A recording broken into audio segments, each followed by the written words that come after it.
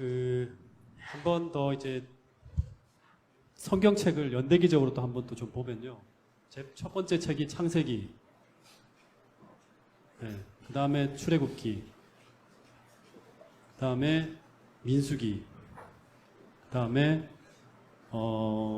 여호수아, 그 다음에 에스라가 아니라 사무엘,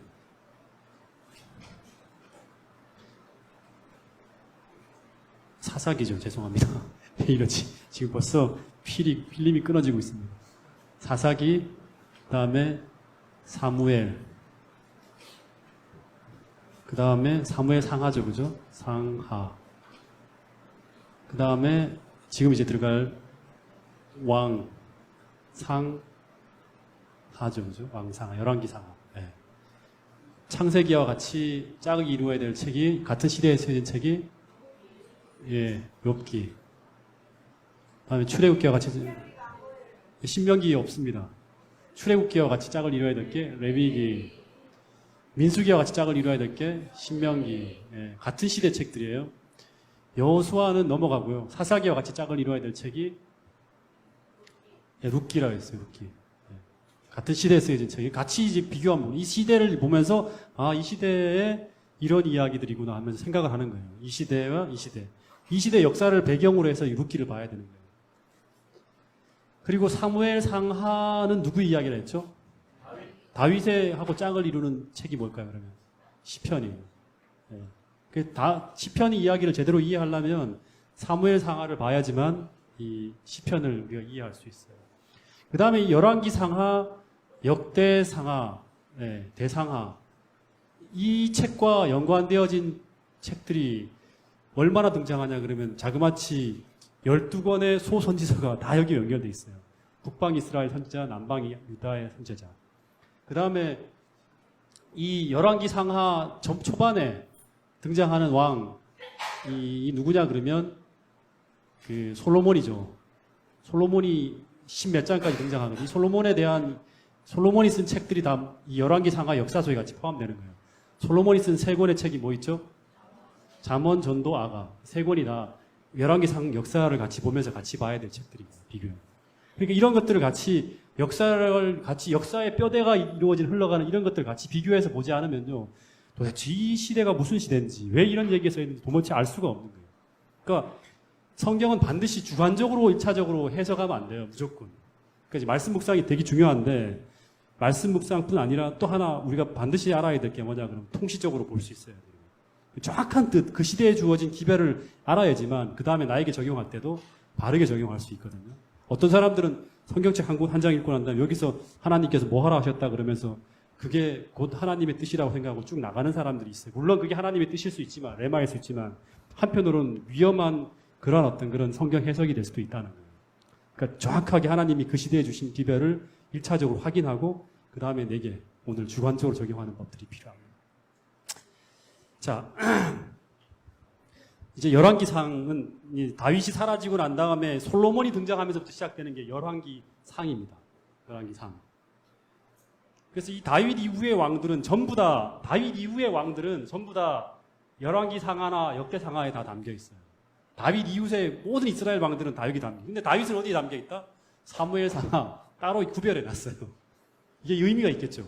의미가 있겠죠. 이게 무슨 말이냐 그러면 이스라엘의 진정한 왕은 누구밖에 없다? 다윗밖에 없다는 거예요. 따로 담아놓은 책을. 나머지 솔로몬이 아무리 이렇게 대단하다 하더라도 여기 여호사밧 되게 위대하지만 이쪽에 다 전부 다 따로 같이 열왕기 속에 열왕들 속에 포함되어 있는 거예요. 다윗만 따로 구별되어 있어요. 그래서 근데 문학서 중에 이 사무엘 상하와 꼭 같이 묶어진 책이 시편이라 했어요. 시편. 그래서 이 다윗의 시편이라 그러거든요. 보통 사람들은. 그래서 다윗의 쓴 시가 제일 많이 들어있는데 다윗이 이제 그 사울에게 피해 다니며 쓴 시, 그 다음에 목동 시절을 추억하며 쓴 시, 시편 23편 이런 것들이 전부 다 이 책을 읽어보면 다윗이 어떤 배경 속에 이 글을 썼는지를 정확하게 볼 수가 있습니다. 그래서 다윗의 생애를 알고 시편을 읽어야지 감동이 되지.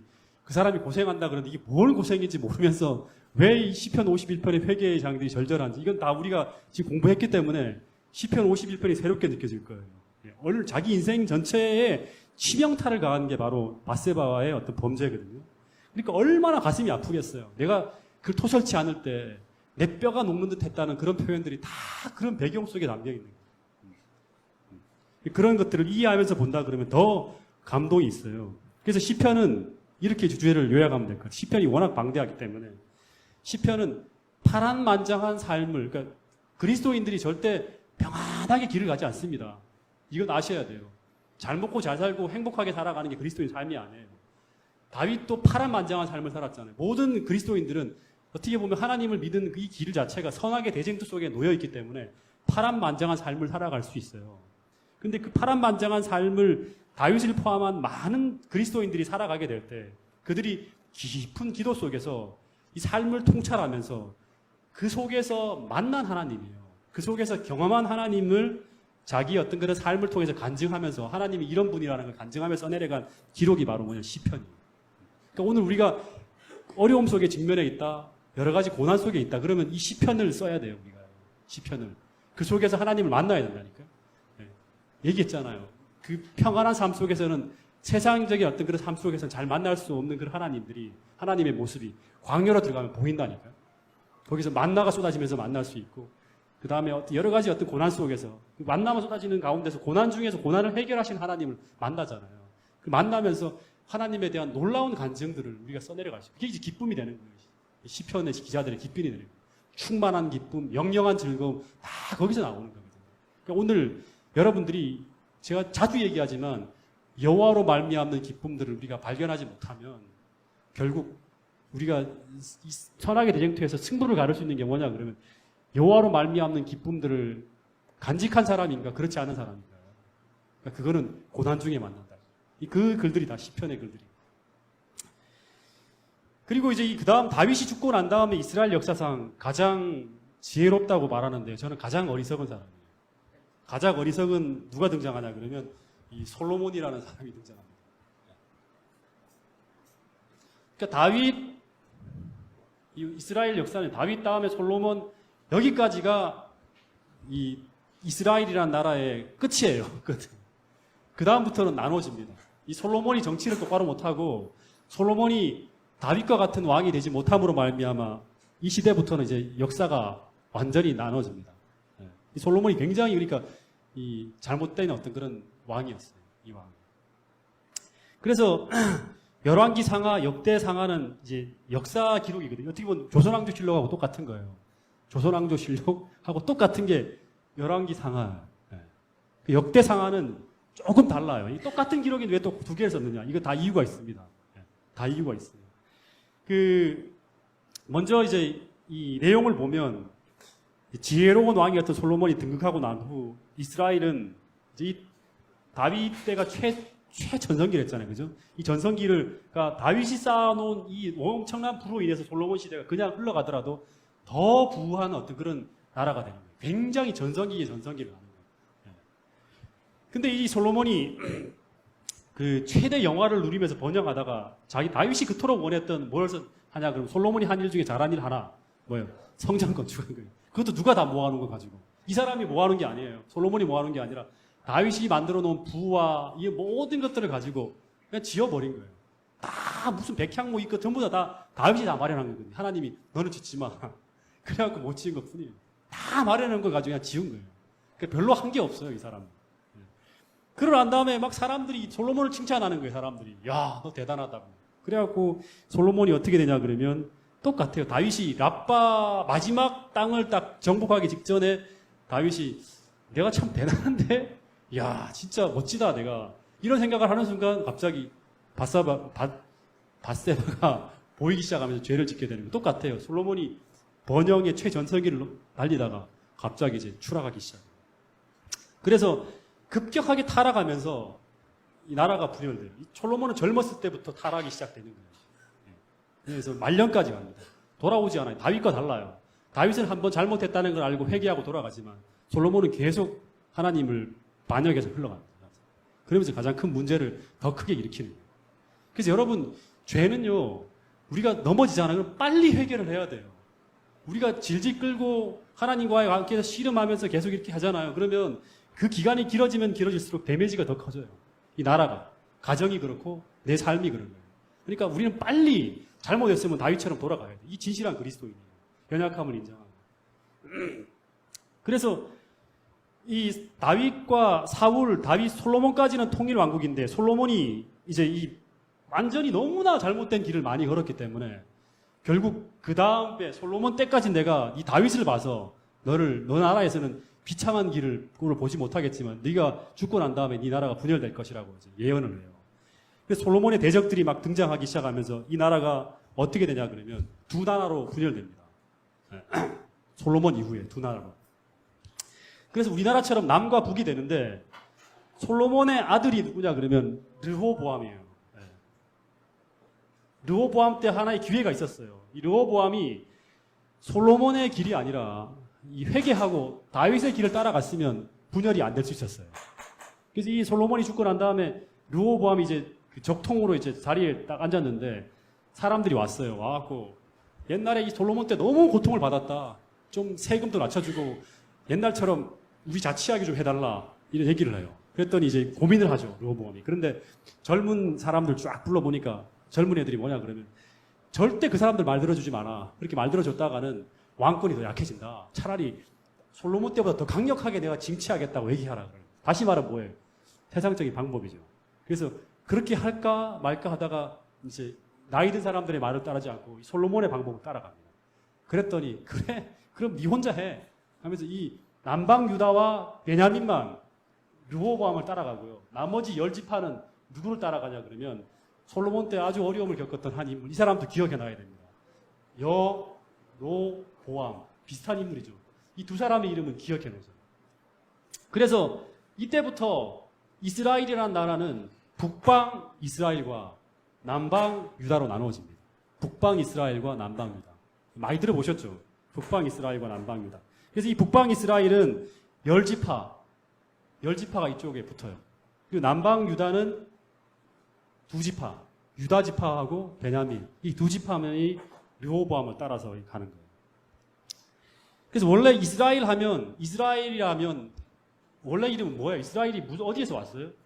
이스라엘이라는 이름이? 네? 야곱의 승리한 이름이다. 이 이름 자체가 원래 국가의 명이었거든요. 근데 이 이스라엘 하면 성경에 이스라엘 하면 북방 이때부터는요. 여로보암 시대부터는 이스라엘이라고 적어놔요. 열왕기서에 보면. 근데 이 이스라엘은 그냥 이스라엘이 이 남북 이스라엘이 아니라 이때부터는 북방 이스라엘을 얘기하는 거예요. 그리고 남방은 남방 이스라엘이라 하지 않고 뭐라 그럽니까? 남방 유다라 그런 겁니다. 이 유다라 그러면 이제 유다는 바로 이 르호보암을 따라가는 이 나라를 남쪽에 있는 유다 지파하고 베냐민 지파 남방 유다를 의미하는구나 하면 되고요. 이스라엘 하면 이때부터는 북방 이스라엘을 얘기하는구나 이렇게 이해를 해야 됩니다. 이 열왕기서를 읽을 때 그래요. 이스라엘 하는데 이스라엘 나라가 갑자기 등장했다. 유다 나라가 등장했다. 이게 도대체 뭘까? 헷갈릴 수가 있어요. 북방이라고 안 붙여놨기 때문에. 이스라엘 하면 북방 이스라엘 10지파를 의미하는 거고 유다라 그러면 남방 유다 베냐민 지파와 의미한다고 읽으면 되는 거예요.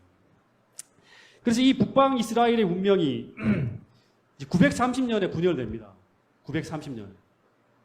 분열돼서 이 북방 이스라엘은 자그마치 19명의 왕이 쭉 이어지다가 200년이 지속되다가요. 722년에 아수르에 의해서 멸망해요. 722년. 아시리아에서 멸망합니다. 근데 이 멸망이 굉장히 참혹해요. 그리고 이 북방 이스라엘 19명의 왕들은 이제 나중에 설명하겠지만 하나같이 제대로 된 왕이 하나도 없어요. 제대로 된 왕이 하나도 없어요. 전부 다 악해요. 읽으면 진짜 이 나라가 도대체 하나님 있는 나라가 맞나 싶을 만큼 계속 살인이 벌어지고 정변이 일어나고 완전히 문란해가요. 그 이유가 있어요. 그 이유를 이따가 설명해 드릴게요. 그리고 남방 유다는 이 르호보암 이후 약 20명의 왕들이 등장합니다. 20명의 왕들이 등장하는데 착한 왕들이 한둘 가뭄에 콩나듯이 한 명, 두 명 나요. 여호사밧이라든가 아사라든가 이런 왕들이 나다가 요시야 나다가 결국에는 586년 기원전입니다. 586년 바벨론에 의해서 멸망돼요. 바벨론에 의해서. 이렇게 끝나는 이야기가 이제 역대상하, 열왕기상하인데요. 이제 봐야 될 게 뭐냐 그러면 똑같은 책인데 왜 반복해 써놨을까? 생각해 보신 적 있어요? 이 열왕기상하와 역대상하가 이스라엘의 왕정 국가의 어떤 이야기들을 쭉 기록해놨거든요. 혹시 차이점들을 보신 적 있어요? 통독하면서.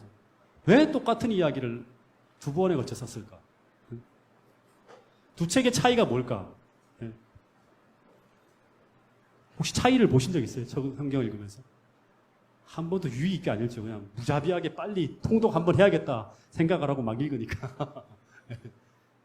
나중에 보세요. 제 이야기 들으시면서 잘 보세요. 열왕기 상하는 남북 이스라엘의 전체 역사를 다 기록했어요.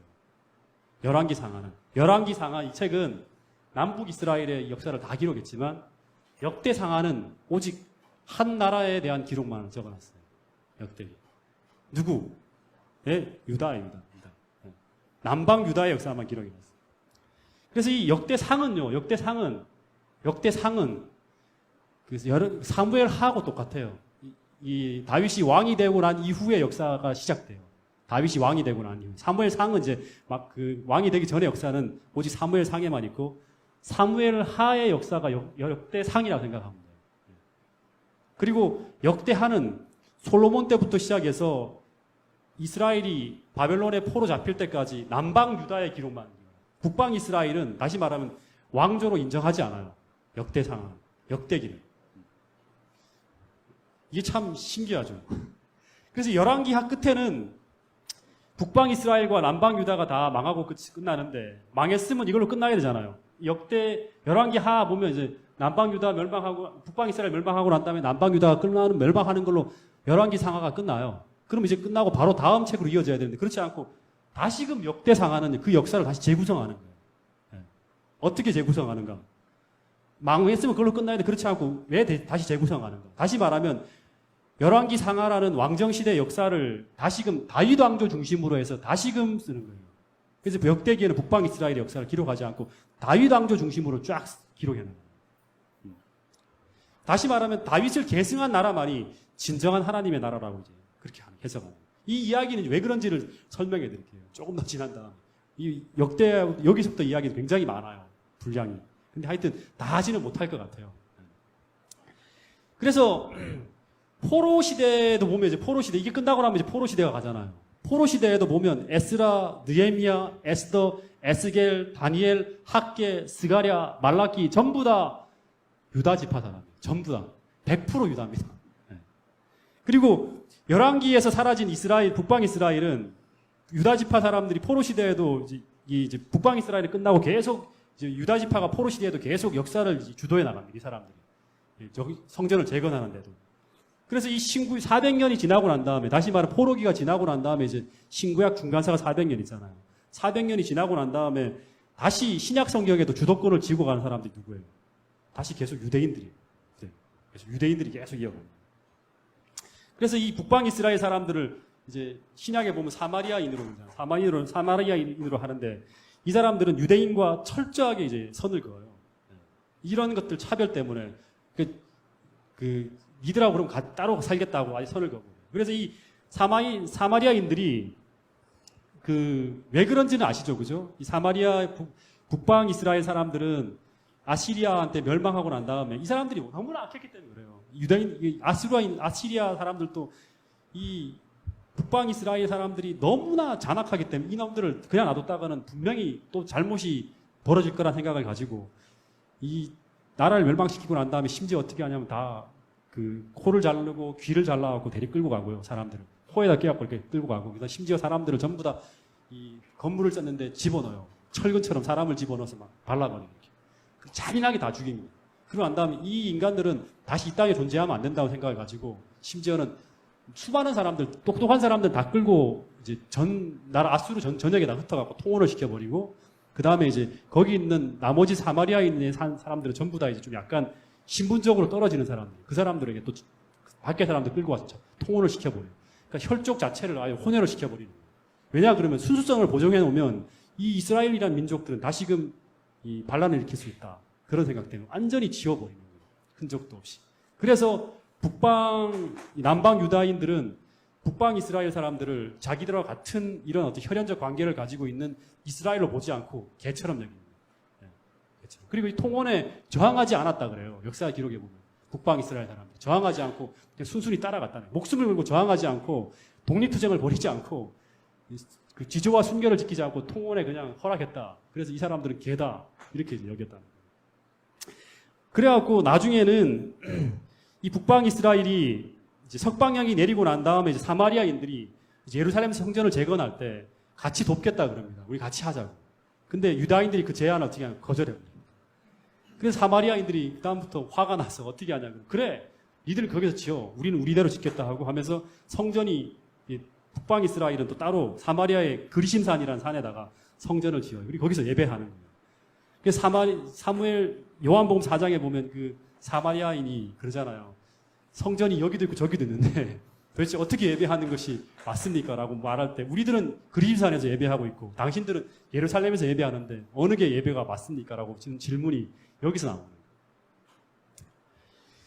어쨌든 열왕기 상하는 솔로몬의 즉위부터 시작해서 남방 유다의 마지막 왕 시드기야까지 약 450년에 걸쳐서 벌어진 이야기예요. 열왕기 상하 450년의 역사입니다. 열왕기서를 보면요 뚜렷하게 세 부분으로 나눠져요. 열왕기는 열왕기서의 처음의 주인공은 이 세 사람을 복잡한 이야기인데요. 두 사람만 기억하면 돼요. 하나는 솔로몬. 이게 전반부에 나와요. 열왕기에 전반부에 나와요. 그런 다음에 두 번째는 이 솔로몬 다음에는 거의 대부분 누가 등장하냐 그러면 아합이라는 사람이 등장합니다. 아합이 열왕기에 어떻게 보면 거의 중심부를 타고 흘러갑니다. 이 아합하고 대결하는 누구하고? 엘리야하고 계속 이야기가 나와요. 그리고 난 다음에 마지막은 멸망이에요. 이렇게 열왕기의 스토리는 크게 이렇게 나와요. 솔로몬, 아합, 멸망. 솔로몬, 멸망, 솔로몬, 아합, 멸망. 1장부터 15장까지 보면 솔로몬이 이제 왕이 되고 난 다음에 성전을 봉헌하고 그 다음에 남북이 분열되어지는 지경까지 한 15장까지 역사가 솔로몬에 대한 이야기고요. 그 다음에 둘째 부분 아합의 이야기는 이 열왕기서의 거의 대부분을 차지해요. 남방 유다 이야기는 거의 조금밖에 안 나와요. 거의 대부분 북방 이스라엘 이야기만 쫙 기술되어 나옵니다. 이 여호사밧이나 여호람 이야기가 잠깐 나오는데 대부분의 이야기는 아합 이야기예요. 북방 이스라엘. 그런 다음에 이제 열왕기 하 17장부터 시작해서는 북방 이스라엘 멸망, 그 다음에 남방 유다 멸망 이야기가 나오고 이렇게 해서 이 스토리 전체가 흘러갑니다. 책 두 권이 긴 이야기지만 이렇게 끝나가요. 근데 사무엘 상하, 역대기 상하, 열왕기 상하 모든 왕들의 롤모델로 따라야 될 중심 인물이 이 책 전체를 다 보면 누구라 그러냐면 다윗이에요. 다윗의 길로 따라갔느냐 안 따라갔느냐가 계속 이제 그 왕들이 어떤 왕이었냐가 판명이 돼요. 다윗의 길을 따랐느냐 안 따랐느냐. 그래서 이 다윗은 이스라엘 모든 왕들은 이 다윗처럼 하나님 마음에 합한 자여야 된다는 걸 제가 지난번에 얘기를 했어요. 다윗처럼 하나님 앞에 비록 부족하지만 겸손하게 길을 물어야 되고 두 번째는 말씀을 주야로 묵상해야 되고 비록 부족하지만 그 길대로 살고자 꾸준히 노력하고 행하는 모든 사람들이 그 모든 어떤 그런 왕들이 다 이 다윗처럼 그렇게 살아요. 근데 모든 왕들이 다윗의 길을 따라가는 게 아니라 다른 길을 가요. 다윗 길을 따라가면 그 다음에는 뭐가 나오냐면 다윗의 길을 따랐으니 그 다음에는 성공이에요. 나라가 부강하고 번영했다라고 기억이 나옵니다. 오늘 우리 교회에도 진짜 그런 롤모델 같은 분들이 좀 등장했으면 좋겠어요. 이렇게 다윗처럼 하나님과 언약에 신실하고 그래서 야 그리스도인이면 재림교인은 저렇게 살아야 돼요. 말할 수 있는 그런 분이 우리 교회에도 동작중앙교회에도 등장했으면 좋겠어요. 네. 그래서 이 열왕기 상에 시작하는 이제 열왕기 상을 시작할 때 등장하는 아주 중요한 두 인물이 나와요. 이 두 인물이 되게 중요해요. 이 두 인물은 반면교사로 삼아야 될 두 인물입니다. 그 중에 첫 번째 한 인물이 누구다? 반면교사로 삼아야 될 두 인물. 다윗은 원래 이 사람을 모본으로 삼아야죠. 멘토로 해야죠. 반면교사로 삼아야 될 두 나쁜 모델 두 명이 나와요. 이 모델이 계속 왕들이 이 왕의 길을 따랐으니 그 다음에는 망하고 쇠락하고 패하고 넘어지고 무너지고 하는 거예요. 그래서 이 두 왕의 이름이 나와요. 그 잘못된 두 사람이 누굴까? 한 사람은 뭐 아합도 있어요. 나중에 맞아요. 있고 아합도 있고 그 다음에 또 뭐 여러 사람들이 있는데 첫 번째 한 사람은 솔로몬이에요. 솔로몬은 이름은 등장하지 않죠. 이 사람이 길을 따랐다는 말은 하지 않지만 진짜 반면교사로 삼아야 될 첫 번째 인물이 솔로몬이에요. 또 한 사람은 누굴까요? 예? 또 한 사람 누구? 네, 여로보암. 이 두 왕을 반면교사 삼아야 되는데 따라가고 이 사람의 모델로 해서 따라가는 많은 왕들이 등장합니다. 얘기했지만 솔로몬의 아들도 솔로몬의 길을 따라가요. 왜 그랬을까요? 왜 그랬을까요? 문제가 바로 뭐냐 그러면 이 왕들이 실패한 왕이면 돼요. 근데 다 세상적으로는 성공했기 때문에. 솔로몬 시대에 번영했잖아요. 이때 무너지지 않았어요. 이 사람들이 솔로몬이 다윗처럼 괴롭게 신앙생활을 해서 가는 게 아니라 솔로몬을 쫓아가려고 해요. 여로보암도 잘못된 인물이지만 이 사람 시대에는 번창했어요. 북방 이스라엘. 그래서 사람들이 이 여로보암의 길을 따라가는 거예요. 그러니까 사람들이 따라간다고 말하지 않지만 계속 어떤 어려움이 있을 때마다 의사결정을 할 때마다 이 사람들이 추구했던 그 방식을 추구해요. 그 열왕기상을 보면 솔로몬이 통치가 시작되면서 솔로몬이 보여주는 지혜들이 등장합니다. 솔로몬이 하나님께 묻지 않는 지혜들이 등장해요. 제가 이걸 한번 설교를 했어요. 제가 이 교회에 와서 4번째인가 설교를 할 때 이 지혜란 무엇인가를 가지고 설교를 한번 한 적이 있어요. 그때 보면 제가 굉장히 막 가슴 저릴 정도로 소름 끼칠 정도로 무서웠던 사람이 바로 솔로몬이었어요. 제가 다 열왕기상 1장 2장을 읽으면서 진짜 소름 끼쳐요. 첫 번째 왕권 강화를 위해서 정적들을 차례대로 다 죽입니다. 솔로몬이 왕이 되면서 자기에게 위협이 될 만한 사람들을 다 죽입니다. 이때는 솔로몬이 3장의 지혜를 물었거든요. 3장에서 하나님 앞에 지혜를 묻지, 지혜를 묻기 전에요. 지혜를 얻기 전에 되는 방법이에요. 차갑게 자기의 모든 정적들을 싹 다 죽여요. 그런 제거를 하고 난 다음에, 그 다음에 마음이 이제 막 무서운 거예요. 왜냐 그러면 뭐 옛날에 그 요압이라는 장군도 다 죽였죠. 그 다음에 그다음 아비아달이라는 장군, 제사장도 그 굉장한 어떤 정치 영향력을 행사한 사람들 다 귀양 보내고 다 죽이고 해요. 그러니까 다 그걸 처리하고 나니까 뭘까요? 불안한 거예요. 왜냐 그러면 이 사람들이 다시금 반란을 일으킬 수 있거든요. 다 한 세력을 하는 사람들이니까. 그래서 막 나이도 어리지 자기가 너무 부담스럽고 무서워하고 어디로 가냐 그러면 기브온 산당으로 가는 거예요.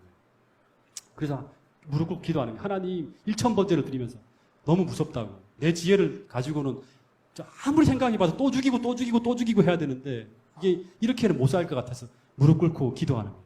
하나님 저는 뭐다? 아이라. 예. 출입할 줄을 알지 못하였고 선과 악을 구별할 줄 모릅니다. 하나님 저를 도와주세요. 그럼 네가 뭘 구하기를 원하냐? 네가 하나님 주겠다. 1000번째를 드린다는 것은 진정한 마음으로 나가는 거예요. 회개하고 나가는 거예요. 하나님 앞에 다윗처럼 나가려고 몸부림치는 거예요. 무서워서. 그래서 1000번째를 드렸다는 건 진짜 진정을 다해 하나님을 찾는 그런 모습이었어요. 그때 이제 하나님이 무엇을 구하느냐 했을 때 솔로몬이 뭘 구했어요?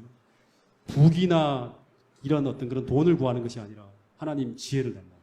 그래서 선악을 분별하게 해주시고 이 사람들을 잘 재판할 수 있게 해달라고. 그래서 바른 정치를 하게 해달라고 얘기를 해요. 이게 하나님 마음에 합한 거예요. 그래서 하나님이 지혜를 주죠. 그래서 한때 번영의 길을, 그래서 솔로몬이 성전을 건축하고 나가는 거예요. 근데 이 지혜가 오래 가지 않습니다. 여러분 이 지혜라는 건요 보편적인 지혜예요. 그러니까 하나님이 솔로몬처럼 이렇게 겸손하게 이타적인 마음을 가지고 살아가는 모든 사람들에게 주시는 지혜지 솔로몬의 IQ를 이렇게 쫙 높이는 게 아니에요. 솔로몬은 원래부터 똑똑한 사람이었어요. 이 사람은 원래부터 이전에 보면 정치적 수완이 상당히 뛰어난 사람이에요. 그런데 솔로몬이 이 지혜대로 살지 않고 하나님이 주신 지혜대로 살지 않고 나중에 번영하고 번창하고 이제 정권이 안정되어지고 온 세상 사람들에게 존경과 찬상을 받으면서 이제는 안정기를 구가할 때 그때부터 하나님을 떠나는 거예요. 뭐 이제 하나님 필요 없네? 하나님 없어도 잘 굴러가겠다 생각을 하면서 벗어나는 거예요. 그러면서부터 시작해서 자기 지혜를 의지해서 살아가요. 그러면서 하는 일들이 뭐냐 그러면 무분별하게 정략 결혼을 합니다. 더 높아지고 싶은 마음에서 수많은 이방 나라들이 하는 것처럼 똑같이 여자들과 같이 정략 결혼해서 여인들을 막 들여오는 거예요. 하나님의 뜻에 반하는 거죠. 인간의 지혜를 따라가는 거죠. 그 다음에 무분별하게 계속 말과 병거를 직강시켜요. 더 강력한 나라를 이루겠다 그러면 하나님의 뜻에 합해서 부강해지는 게 아니라 자기의 힘으로 제국을 꿈꾸면서 나가는 거예요. 쫙 나가는 거예요. 그런 다음에 외국과 정치적 동맹을 해요. 절대 하지 말아야 돼요. 그리고 외교적 목적으로 뭘 하냐 그러면 순수하게 우상숭배가 아니라 외교적 목적으로 우상숭배를 들여오면서 이 나라가 완전히 하나님 나라에서 완전히 무너지기 시작합니다. 노동력을 착취하고 전시적인 행정을 하고 그다음 12지파의 지방자치를 완전히 무너뜨리고 솔로몬 한 사람 중심으로 중앙집권체제를 만들어가는 거예요. 그래서 이 권력을 절대 권력을 모으는 그러니까 절대 권력이 있으면 항상 부패하게 돼 있어요. 이게. 하나님은 그런 왕이 되기를 원하지 않았죠. 그러니까 완전히 세상 왕하고 똑같이 간 거예요. 솔로몬이. 그러면서 부패해지면서 드디어 하나님께서 이 솔로몬의 노년에 정적들을 막 불러일으키는 거예요. 그러면서 나라의 분열의 씨앗을 만드는 거예요. 이거 이때는 내가 두지만 나중에는 분명히 나라를 두 동안 내겠다.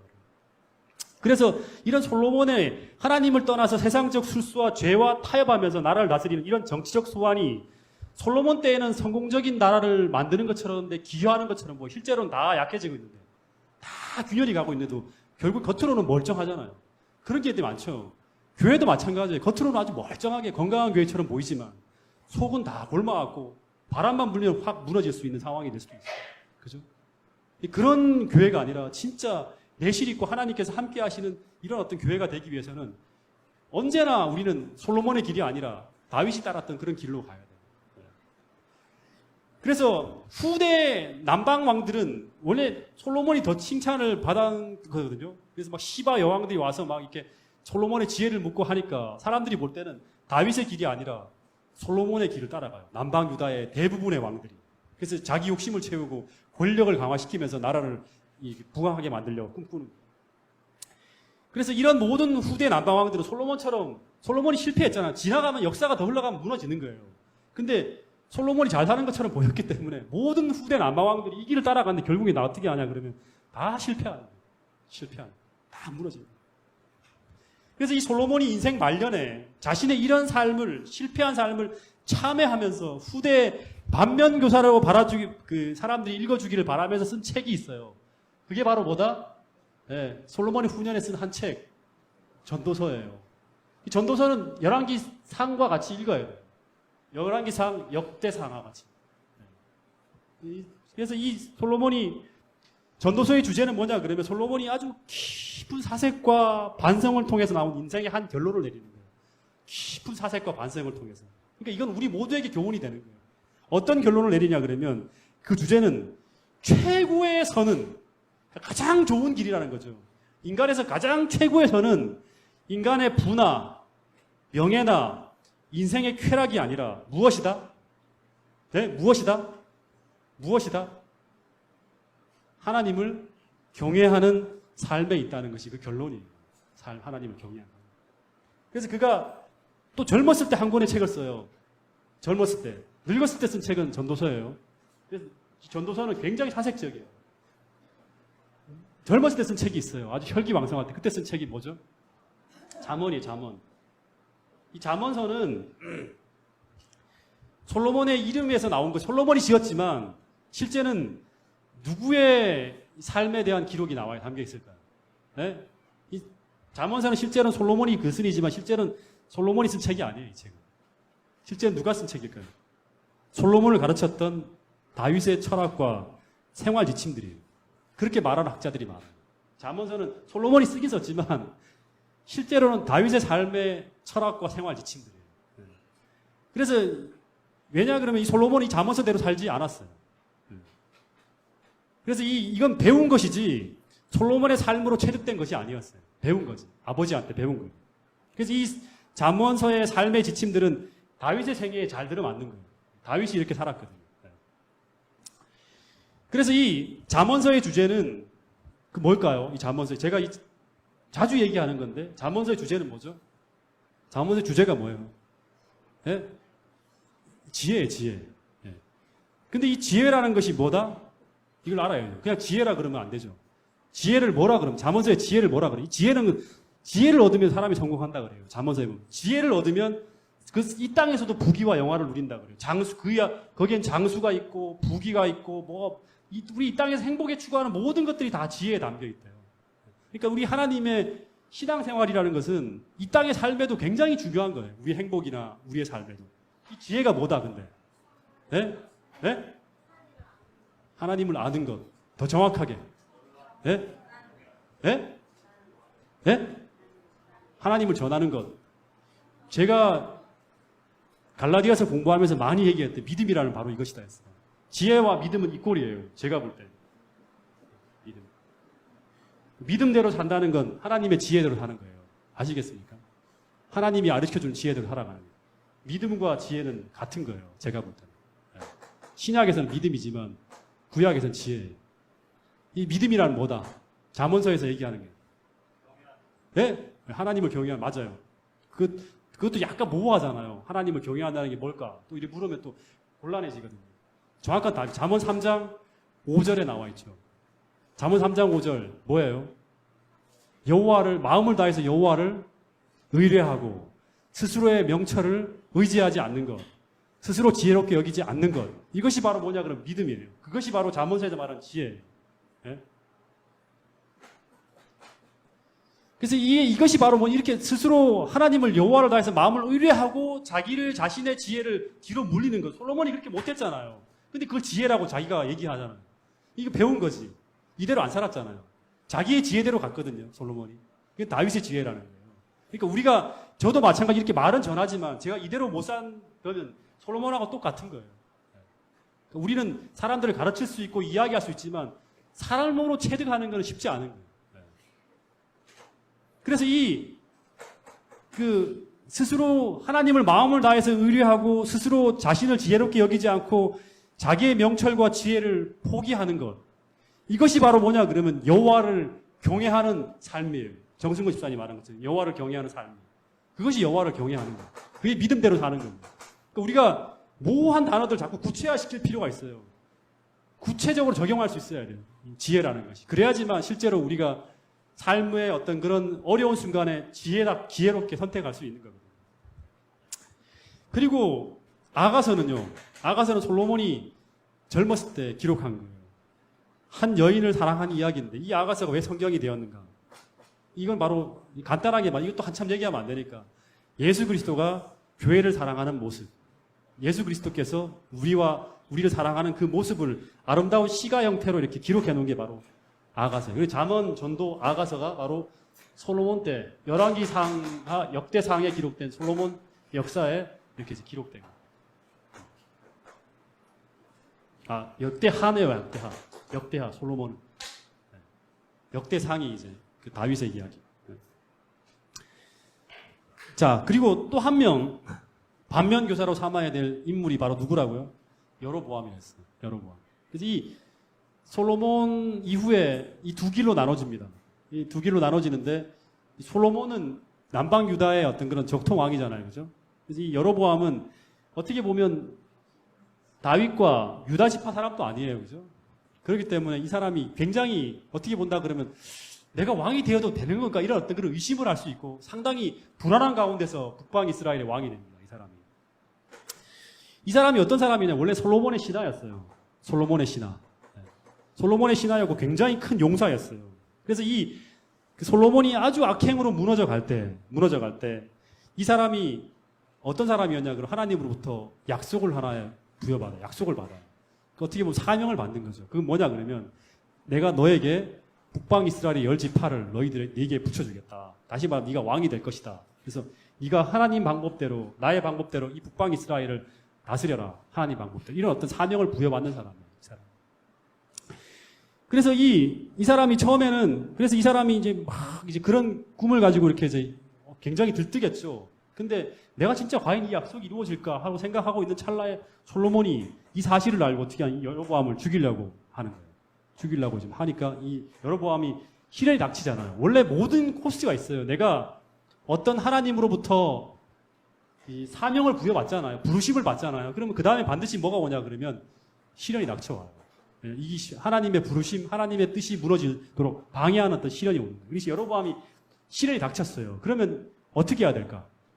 다윗 같은 경우라면 어떻게 했죠? 하나님이 네게 사울이 존재하는 똑같은 걸 생각하면 돼요. 그러니까 제대로 한 케이스는 다윗이거든요.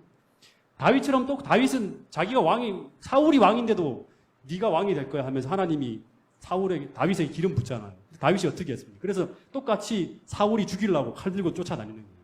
다윗이 어떻게 하죠? 하나님의 약속을 의지하고 이스라엘 땅을 떠나지 않아요. 계속 끝까지. 그래서 하나님의 약속이 이루어지기 위해서 계속 그곳에 머뭅니다. 왜냐 그러면 하나님이 이 나라의 왕이 되기 했기 때문에. 그래서 결국에는 왕이 되는 거예요. 물론 마지막에 이제 블레셋도 잠깐 넘어가면서 어려움을 당하지만 그걸 후회하고 회개하고 돌아옵니다. 근데 이 여로보암은 어떻게 하냐 그러면 시련이 닥쳐왔잖아. 근데 계속 그 자리에 머물러서 하나님 안에서의 안전을 추구해야 되는데 죽어도 하나님께서 계속 그곳으로 가지 마라. 그곳을 의뢰하지 말라는 어디로 가냐 그러면 바로 이집트로, 애굽으로 피나는 거예요.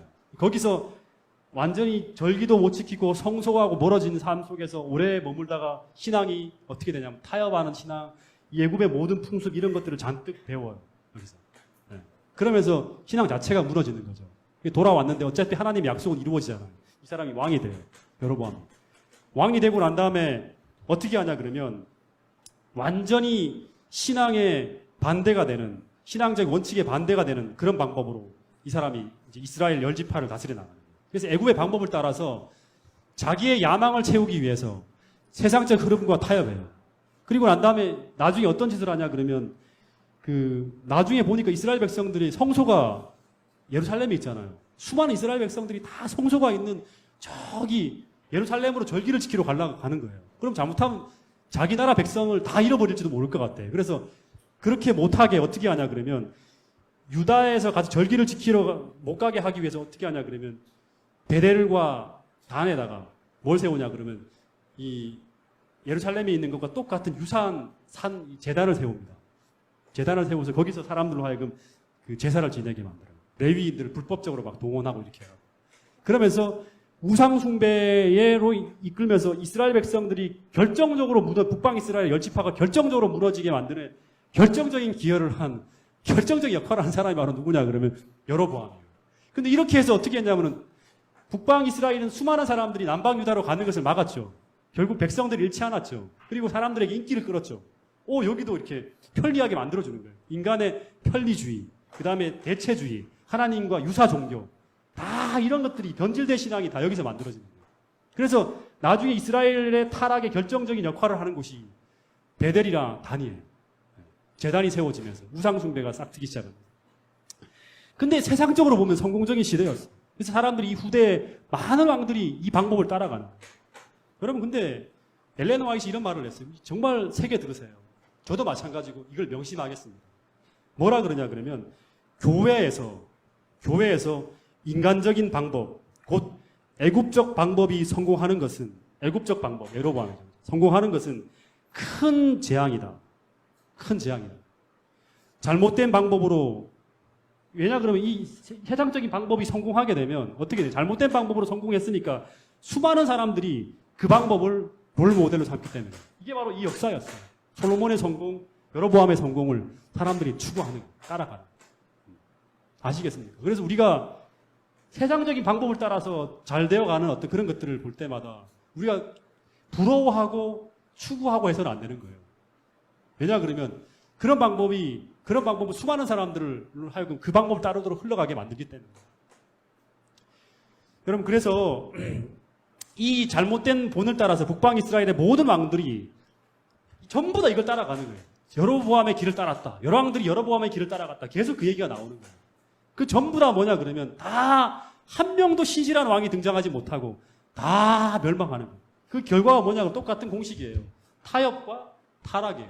타협, 타락, 멸망이에요. 타협, 타락하고 난 다음에 고난이 닥쳐오면 돌아가지 않아 이 사람들은요. 더 잔인한 방법으로, 더 인간적인 방법으로 계속 그 방법의 물꼬를 바꾸려 하다가 더 잔인하게 사람들을 죽이고 사륙하고 하면 정권의 안정을 유지하려 하다가 결국에는 계속 등장하는 이야기 보세요. 열왕기상 16장, 17장 계속 이어지는 얘기를 보면 오므리가 그 앞에 있는 모든 왕들의 악을 넘치는 더 악을 하는 거예요. 그걸 더 능가하는 악을 저질렀다 그래요. 그 앞에 있는 왕들보다 더 많은 악을 행했다. 하나님께서 불쾌하게 여기셨다. 이런 얘기들이 계속 나옵니다. 그러다 그 절정에 무슨 일이 벌어집니까? 네? 그 절정에 바로 아합이라는 왕이 등장하는 거예요. 이 아합이라는 왕이. 그리고 이렇게 해서는 이스라엘 나라가 도저히 돌아올 수 없다는 것을 알기 때문에 그때 하나님께서 가장 센 선지자를 보냅니다.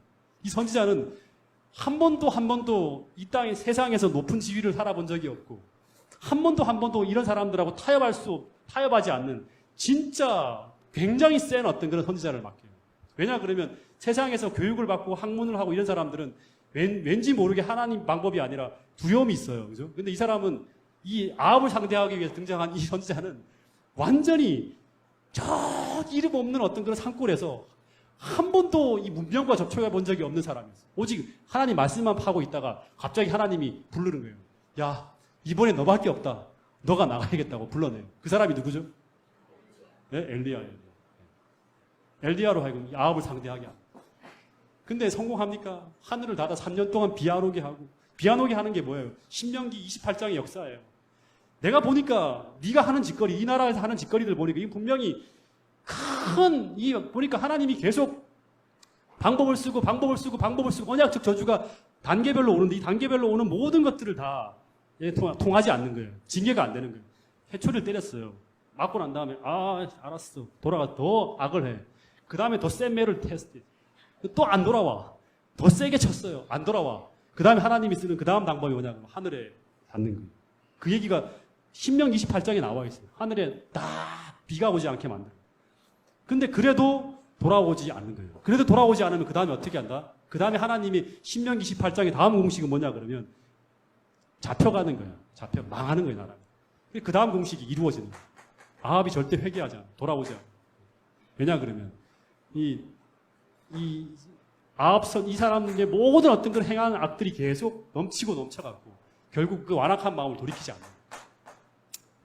그래서 이게 이 모본의 이 타락의 시작, 아합 왕이 등장하게 대한 씨를 뿌린 사람이 바로 누구냐 그러면 이 여로보암이라는 거예요. 네. 아시겠습니까? 솔로몬도 남방 유다에 가장 큰 결정적인 악을 끼친 사람이 바로 솔로몬. 그런데 결국 왕정 시대는 하나님의 뜻이 아니었죠. 그렇죠? 이 사사 시대의 그 시스템을 따라가야 되는데 이스라엘이 왕을 구하면서부터 한 왕만 제대로 된 왕이고 계속 내리막길을 걷는 거예요. 그래서 열왕기 상하권을 읽으면요, 진짜 절망, 낙담, 좌절이에요. 열왕기 상하. 다 망하거든. 끝이 다 망하는 거예요. 낙담, 좌절, 실망, 그다음에 이런 것들이 계속. 근데 이제 인간의 실패 뒤에 그 다음에 여기 따라 붙는 것이 위로가 돼요. 이 역사만 읽으면 참 답답해요. 근데 그 따라 붙는 게 뭐냐 그러면 12권의 소선지자들이 등장합니다. 그 선지자들이 이런 어떤 실패와 좌절 속에서 계속 하나님의 희망, 결국 구속사적으로 이 나라는 망해가지만 하나님 백성하고 맺은 그 언약을 계속 실현시키겠다. 그리고 먼 미래 결국에는 하나님의 의가 선이 성공하게 이기게 될 것이라는 걸 위로를 계속 전하는 기별들이 이어지는 걸 볼 수 있어요. 그래서 이 열왕기서의 저자가 누군지 아세요? 열왕기서 저자. 네. 열왕기서의 저자. 유다 멸망 전에 등장했던 마지막 선지자라고 보통 얘기합니다. 예레미야라든가 혹여 떠오르는 어떤 학자는 예레미야와 동시대에 살던 사람이라고 추정해요. 그래서 나라가 멸망하기 전에 쓰여진 역사책이 바로 그 선지자가 마지막 상황들을 다 보면서 쓴 책이 열왕기 상하고요. 그 다음에 역대기는 누가 저자다? 역대기는 바로 에스라예요. 에스라. 그래서 포로기 상황에서 쓴 책이에요. 그러니까 관점이 전혀 달라요. 한 사람은 왕정에 있는 나라가 망하기 전에 썼고 한 사람은 나라가 망하고 난 후에 포로기에 쓰여진 책이에요. 그래서 사무엘 상하나 열왕기서는 보통 보면 정치적인 어떤 관점에서 쫙 그 책을 기록했다 그러면 정치적인 관점에서 썼다 그러면 이게 왕조실록에 거의 역대 상하는요 이건 종교적 관점이에요. 좀 달라요. 해석한 거예요, 해석. 역사를 해석한 책이 바로 역대기예요. 이건 지금 객관적으로 쭉 써온 거고, 열왕기상. 근데 이 역대기가 왜 이렇게 쓰여졌는가? 당시 포로기에 바벨론에 살아가던 수많은 사람들이, 이스라엘 백성들이 많은 의문이 생겼어요. 왜냐 그러면 하나님께서 왜 존재하신다는데, 왜 하나님께 존재하시는데 왜 하나님의 택한 백성들이 유랑민이 되었지? 이런 생각을 하는 거예요. 왜 예루살렘이 처참하게 파괴가 되었지? 이제 돌아가 조국을 재건해야 되는데, 나라를 재건해야 돼, 성전을 다시 세워야 되는데 하나님이 진짜 계시기나 한 걸까? 이런 상황에서 우리가 지금 왜 어디 서 있는가? 우리가 지금 역사석에 예언되어 있는 그런 상황 속에 내가 있는 게 확실한가? 이런 혼란이 생기는 거예요. 제사는 오랫동안 지내되지 않았지, 예루살렘은 황폐한 채로 수십 년이 흘러가는데 그대로 방치되어 있지. 그래서 이스라엘 백성들이 계속 묻고 있는 거예요. 에스라가 이제 가르쳐 주는데. 그래서 이런 물음들, 그들에게 돌아가야 될 역사적인 근원과 기초가 있다는 걸 가르쳐주기 위해서 이 역대기를 쓰는 거예요. 다시 말하면 인간의 역사가 아닌 잃어버린 하나님의 역사, 인간의 역사는 무너졌잖아요. 하나님의 역사, 구속사적인 관점으로 다시 써야 되는 책이 바로 이 역대기 책이에요. 그래서 역대기는 무너진 폐허에서 막 이스라엘 백성들이 울부짖는 그러한 많은 어떤 그런 상황 속에서 제기하는 의문들에 대한 답을 주기 위해 쓰여진 책이 바로 역대기예요. 객관적으로 쓰지 않고 설명을 해가는 거예요. 하나하나. 다시 말해서 이 무너진 역사가 바로 하나님의 예언된 역사였다는 것을 쓰는 거예요. 그래서 이 족보가 처음에 나오는 족보가 어디서부터 나오냐 그러면 어디서부터 나와요? 아담부터 시작돼서 쫙 나오는 거예요. 족보가 있다는 거예요. 우리가 지금 현재 있는 이 위치가 아담 때부터 시작해서 이 족보가 있다는 거예요. 그리고 이 계속 실패하면서 파괴된 그러한 기초가 파괴돼 있잖아요. 성전이 무너졌고 나라가 무너졌잖아요. 그래서 하나님 선민으로서 남은 유다 백성이 현재는 혼란스럽고 혼돈스럽게 보이지만 선민으로서 존재해야 될 그 구로터기를 찾아가는 거예요. 우리가 여기 있어야 될 이유를 확인시켜주는 거예요. 그래서 이제 에스라가 그런 관점에서 쓴 책이. 에스라가 이제 학자들이 보기에는 그 역사상, 유대 역사상 가장 똑똑한 사람이 바로 이 에스라였다는 그런 이제 기록도 있습니다. 그 정도로 아주 역사를 잘 구성해놨습니다. 그래서 이 열왕기 역사는 주로 인간의 보좌, 왕조 중심으로 써요. 근데 역대기는 보좌 중심이 아니에요. 정권 중심이 아니라 누가 왕이 되었는지 그게 중심이 아니라 역대기는 중심이 뭐냐? 하나님 성전이에요. 하나님 성전. 그래서 이 300년 이상 유다에 닥친 수많은 재난들이 뭐 때문에 벌어졌냐 그러면 하나님의 거룩한 임재의 상징인 이 성소에 대한 모독에서 기인됐다는 게 이제 역대기의 하나의 그 기술의 포커스입니다. 그래서 역대기는 하나님의 처소인 성전이 완전히 황폐되실 때까지 계속 성전 모독, 심판, 성전 모독 이런 것이 계속 패턴으로 등장해요. 쭉. 그래서 이 남방 유다가 결정적으로 타락하게 된 하나의 계기가 뭐였냐 그러면 이 스가랴라는 선지자를 성전에서 돌로 때려 죽입니다. 이렇게. 이게 여기서부터 시작된다 그래요. 그래서 예수님도 뭐라 그러냐면 나중에 의인 아벨의 피로부터 성전과 제단 사이에서 너희가 죽인 사가랴의 피까지, 사가랴가 스가랴거든요. 사가랴의 피까지 땅 위에 흘린 모든 의로운 피가 다 너희에게 돌아가게 된다는 이런 예언을 해요. 예수님이. 근데 이 순교자의 의인의 이 순교자의 사건이 있은 후부터 이 유다 역사가 돌이킬 수 없는 타락이 시작되었고 나중에는 결국에는 그 끝이 뭐냐 그러면 성전 회파예요. 나라 왕이 죽는 게 아니라 왕조가 무너지는 게 아니라 성전 회파가 마지막 끝이에요. 이 이야기. 그래서 이 역대상은 성전이 나라와 삶의 또 종교에 얼마나 중요한지를 묘사하는 게 역대상이고요. 그리고 역대하는 그 중심의 터전에 하나님의 성전이 어떻게 짓밟혀가고 폐허가 되어가면서 하나님의 영광이 이 성전에서 떠나는가를 이제 중심으로 해서 기술하는 거예요. 영광이 떠난다는 건 하나님 성전의 의미가 없어지는 거예요. 그러면 이제 파괴되어지는 거죠. 그래서 이 역대기의 마지막과 열왕기의 마지막이 달라요. 열왕기의 마지막은 이스라엘 왕이 바벨론에서 포로로 끌려가면서 마지막에 유다 왕 여호야긴이 이렇게 풀려나는 것으로 끝이 나요. 그 열왕기 하의 마지막 끝이. 근데 이 왕조 중심이 역사잖아요. 근데 역대기는 뭐 중심이다? 뭐 중심이다? 성전 중심이에요. 그래서 이 끝이 달라요. 역대기의 마지막을 한번 보세요. 역대하 36장 22절. 이게 희망을 주는 메시지로 끝납니다. 그게 포로기에 쓰여졌기 때문에. 36장 22절.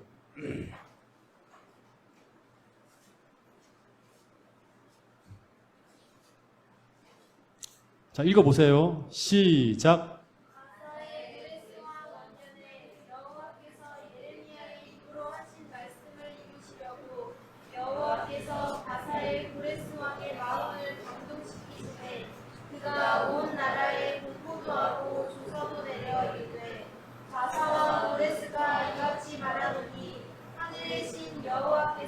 세상 만국을 내게 주셨고 나에게 명령하여 유다 예루살렘의 성전을 건축하라 하셨나니 너희 중에 그의 백성된 자는 다 올라갈지어다. 너희 하나님께서 여호와께서 함께하시기를. 예, 끝이 뭐예요? 끝이 성전이 회복된다는 거예요. 회복된다는 메시지로 해서 끝나는 거예요. 그러니까 고레스 조서의 내용이 뭐냐 그러면 성전을 회복하라는 거죠. 그래서 이 역대기는 이스라엘의 역사와 구속사의 뿌리가 성전이라는 거고 성전을 다시 일으켜 세우라는 명령으로 끝이 나는 거예요. 다시 말하면 인간의 보좌는 별 의미가 없어요. 인간의 보좌는. 인간의 보좌는 열왕기에서 끝났으나 하나님의 성전은 다시 회복되고 구속사의 명맥은 다시 이어간다는 거예요. 그래서 이 구속사의 뿌리가 인간 권력의 상징인 왕궁이라든가 보좌에 있지 않고 하나님의 임재의 상징이 뭐에 있다? 성전에 있다는 거예요. 이 굉장히 중요한 메시지를 담고 있어요. 그래서 성전을 회복한다는 건 곧 뭐가 회복되는 거예요? 하나님이 다시 돌아온다는 거예요. 하나님이 다시 임재한다는 거예요.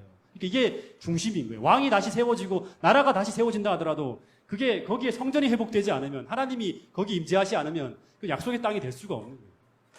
그러니까 이걸 오늘 우리에게 적용한다 그러면 우리 마음에 성전이 회복되어지는 게 되게 중요하겠죠. 하나님이 우리 마음의 보좌에 좌정하신다 그러면 오늘 우리는 나라가 무너진다 하더라도 다니엘과 세 친구가 그 마음의 성소가 무너지지 않았을 때 하나님이 역사하면서 거기서 하나님의 역사를 펼쳐가는 거예요.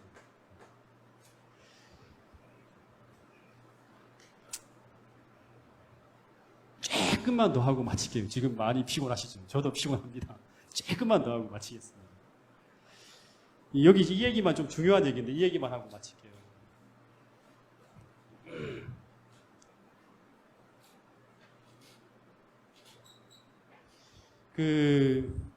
왕정시대 이전에는 아브라함이라든가 족장이죠. 아브라함이라든가 그 다음에 이삭이라든가 뭐 야곱이라든가 그 다음에 요셉 그 다음에 모세 여호수아 이런 사람들이 전부 다 뭐였죠? 이게 이스라엘의 왕이고 지도자잖아요. 지도자인데 이들이 동시에 뭐냐 그러면 하나님과 족장들이 부조와 선지자란 말이 그렇게 나와요. 족장들이 전부 다 하나님과 교통하는 사람들이었어요. 그죠? 하나님과 직접 교통하고 하나님의 뜻을 전하는 선지자들이었어요. 그죠? 아브라함도 선지자였죠. 하나님께 계시를 계속 받으면서 하나님과 대화하는 사람들. 그러니까 왕이 통치자가 곧 선지자고 통치자가 곧 하나님의 뜻을 전하는 그런 사람들이었어요. 그래서 이 선지자가 필요 없는 시대였어요. 이 시대는. 선지자가 등장하지 않습니다. 이들이 다 선지자였기 때문에. 등장하지 않아요. 그래서 근데 뭐 마지막 사사도 마찬가지. 사사도 선지자였죠. 사무엘 같은 사람은 선지자였잖아요. 그죠? 근데 왕정 시대 이후부터는 옛날에는 왕이 곧 통치자인데 곧 선지자였는데 왕정 시대 이후부터는 다윗 이후죠. 다윗도 선지자였죠. 다윗도 하나님과 교통하는 사람. 다윗 이후부터는 왕들의 영성이 급격히 무너집니다. 하나님과 대체 대화할 수 없을 만큼 아주 형편없이 되버려요. 그러면서 옛날에 사사들이 하고 족장들이 하던 일들을 왕들이 감당하지 못해요. 그러면서 대신 누가 등장하죠? 왕들이 타락하면서부터 왕이 선지자가 되지 못하니까 그 다음부터 누가 등장하는 거예요? 선지자들이 등장하는 거예요. 그리고 왕정시대의 선지자들이 12명이나 등장해서 여기 열왕기 상하에 붙어버립니다. 엘리야, 엘리사, 그 다음에 오바디아, 그 다음에 뭐 요엘 이런 수많은 사람들이 12명의 선지자들이 다 이때 선지자로 등장하는 거예요. 그래서 이 신앙의 전면에는 옛날에는 이 사람들이 다 신앙의 전면에 왕들이 나섰죠. 왜냐 그러면 사사가 곧 누구다? 하나님을 대신에 통치하는 사람들이 하나님의 뜻을 물어 통치하는 사람들이. 그래서 원래는 이런 사람들이 전부 다 하나님과 교통하면서 하나님의 율법에 따라서 통치하는 거예요. 그래서 근데 이게 안 되니까 그 다음부터는 이 왕들을 탄핵하고 견책하고 하면서 새롭게 이스라엘을 지도하기 위해 선지자들이 등장하는 거예요. 네. 그래서 다윗이 그리고 또 신명기에 보면 이스라엘의 모든 왕들은 반드시 뭐를 해야 되냐 그러면 왕으로 통치할 때 왕으로 세워줄 때 그 왕에서 제사장 성소에 들어가서 어떻게 하냐 그러면 선서를 해요. 선서를 하면서 그 기름 관유를 하고 기름을 붓기 전에 반드시 뭐를 받냐 그러면 율법서를 이렇게 왕이 받아요. 그러면서 맹세합니다. 뭐라고 맹세하냐 그러면 이 율법서를 주야로 묵상하면서 이 율법서대로 백성들을 통치하겠다고 맹세를 해요. 오늘날 성경을 손에 얹고 이렇게 하는 것처럼 옛날의 왕들은. 그래서 이 사람들은 신명기에 보면 네가 왕이라 그러면 어떻게 해야 되냐 그러면 이 율법서를 주야로 부지런히 읽고 뭐 문방과 인설주에 붙이고 그 다음에 이 소술에 달아서 끼고 다니면서 항상 수도 없이 이 율법서를 읽으면서 이 하나님의 뜻이 무엇인지를 알아야 한다는 거예요. 이것이 바로 형통한 삶의 길이라고. 다윗도 마찬가지로 뭐라 그럽니까? 이 율법서를 주야로 묵상해서 읽는 사람이 시편 1편에 그 복 있는 사람은 실제로는 누구냐 그러면 지도자를 가르쳐요. 지도자들은 오만한 자리에 앉아서는 안 되고 악인의 길에 서서는 안 되고 그 다음에 그런 길에 서면 안 되는 거예요. 그렇게 하기 위해서 어떻게 해야 된다? 하나님의 율법서를 주야로 묵상하고 계속 읽어야 해요. 그리고 모세가 여호수아가 그 이제 왕이 이스라엘의 지도자가 될 때 어떻게 합니까? 그 여호수아 1장에 보면 이 율법서를 주야로 묵상하면서 밤낮 이 율법서에 좌로나 우로나 치우치지 않고 그대로 행한다 그러면 너가 어떻게 된다? 형통하게 될 것이고 모세에게 함께 하셨던 그 하나님이 너와도 함께 할 거라는 얘기를 합니다. 성공과 실패의 모든 원칙이 바로 여기에 달려있는 거예요. 오늘날 가장도 마찬가지죠. 한 가정의 가장, 그 다음에 교회, 목사, 장로, 그 다음에 우리 모든 미래의 지도자들이 인생의 성공과 실패가 다 어디에 달렸나 그러면 이 하나님의 율법서에 달려있는 거예요. 이들이 무너져 갈 때 하나님은 이들과 안 통하니까 선지자들을 새로 세워갖고 이 왕들을 탄핵하고 견체하게 하는 거예요. 나단을 등장시키고 엘리야를 등장시키고 하면서 이들을 탄핵하고 다시금 하나님께로 돌아가라고 얘기하는 거예요. 그래서 이 모든 왕들이 다 실패했을 때 마지막에 이스라엘의 왕으로 등장하는 사람이 누구예요? 이 모든 이스라엘 백성들이 이 왕을 기다려요. 누구를 기다립니까? 네? 메시아를 기다려요. 이 메시아는 기름 부음을 받은 왕, 그리스도, 다윗의 보좌를 다시금 취할 다윗과 같은 왕이에요. 그 왕을 기다리는 거예요. 근데 그 왕이 와서 하는 일이 뭐죠? 그 왕이 와서 하는 일이 뭐냐 그러면 옛날에 이 열왕의 시대에 모든 왕들이 하지 못했던 일을 하는 거예요. 그게 바로 뭐냐 그러면 이 하나님의 주의 영이 임하시고 난 다음에 모든 이스라엘 백성들을 어디로 인도하냐면 율법 속으로 인도하는 거예요. 시편 23편에 말한 것처럼 그 여호와는 나의 목자시니 이 목자가 바로 누구냐 그러면 진짜 여호와의 그리스도예요. 그 사람이 오게 되면 우리를 쉴만한 물가로 인도한다.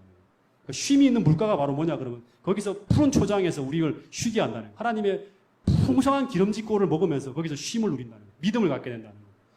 그리고 그 사람 이 여호와의 그리스도가 메시아가 등장하게 되면 그때부터는 이 소경된 자가 눈이 열려요. 열리면서 율법을 새롭게 보게 한다는 거예요. 그래서 하나님 예수님께서 등장하셔서 하신 가장 많은 일들이 뭐냐 그러면 이스라엘 백성들이 도대체 여호와의 그리스도가 등장하지 않아서 다 하나님의 법을 왜곡시키고 잘못된 교훈들을 백성들에게 전달하고 있을 때 제대로 된 어떤 그런 율법을 해석하면서 종교 혁명을 일으키는 거예요. 사람들로 하여금 전부 다 권세 있는 자 같다. 권세 있는 자 같다는 건 뭐냐 그러면 왕과 같다는 거예요. 옛날 왕. 그런 권세를 가지고 사람들을 가르치고 백성들을 가르치고 하면서 사람들로 하여금 제대로 된 꼴을 먹이게 만든 거예요. 그래서 이 왕이 하는 가장 중요한 일은 백성들을 여호와 율법으로 인도하는 거예요. 오늘 이 시대에 우리가 해야 될 일이 바로 그거예요. 지금 교회는 많지만 수많은 가르침들이 있지만 제대로 된 가르침을 받지 못하고 있는 세상의 수많은 그리스도인들에게 정말 성경을 깊이 연구해서 새로운 빛으로 사람들로 하여금 진짜 이 사람이 진짜 하늘로부터 온 기별을 전하는 것 같다고 생각할 수 있을 만큼 그런 강력한 가르침들과 하늘로부터 오는 그 적실한 가르침들을 전하는 사람들이 되어서 세상을 깨우고 소망이 없는 사람들에게 율법을 통해서 성경의 가르침을 통해서 빛을 전해줄 수 있는 사람. 그 사람들이 바로 이 마지막에 예수님처럼 빛을 비춰야 될 바로 이 마지막 시대의 우리라는 거예요. 그럼 이 사실을 잊지 않고 계속적으로 율법에 정진하고 하나님 말씀을 연구하는데 온 관심과 노력을 기울일 수 있는 여러분과 제가 되기를 간절히 바라겠습니다.